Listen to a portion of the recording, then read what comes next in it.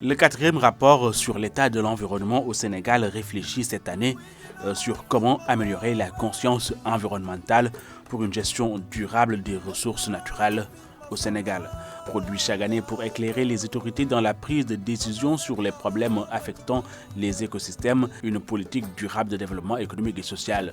Pour l'édition 2020, 10 thématiques allant de la vulnérabilité et de la gouvernance climatique en passant par la gestion des ressources en eau, des mines et de l'énergie ont été abordées.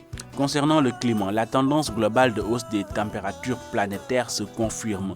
L'évolution des températures au Sénégal est marquée de 1970 à 2018 par une augmentation comprise entre 0,2 degrés et 0,8 degrés Celsius selon les localités. Selon toujours les experts qui ont produit ce rapport, les projections climatiques réalisées par l'ANACIM prévoient également une augmentation et une forte variabilité interannuelle des températures à l'horizon 2035. Cette hausse comprise entre 1 et 1,8 degrés Celsius sera plus marquée au nord, au sud-est et à l'ouest du pays. Cette augmentation est plus accentuée avec le scénario extrême d'une hausse de 2 degrés Celsius. Cela montre que le Sénégal pourrait faire face à une augmentation d'événements extrêmes tels que les vagues de chaleur.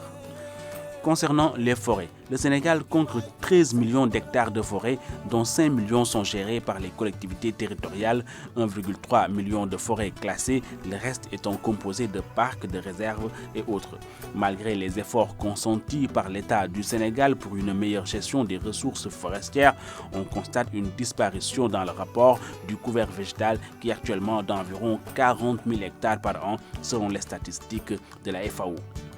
Concernant les déchets, la production annuelle d'ordures ménagères pour l'ensemble du pays avoisine plus de 2 500 000 tonnes par année, soit environ 6 800 tonnes de déchets par jour selon l'UCG. Actuellement, il y a également, selon ce rapport, un déficit important de structures pour la collecte des ordures ménagères et le système d'assainissement urbain est peu performant. Cela pose, selon toujours le rapport, des problèmes sanitaires et accentue les différentes pressions sur l'environnement.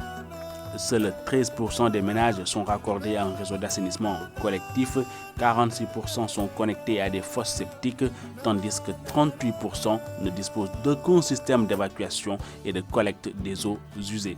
Dans le monde rural, la connexion au réseau d'assainissement est quasi inexistante. Ce rapport a révélé aussi que le Sénégal produit chaque année 12 tonnes d'or et presque 1 tonne d'argent.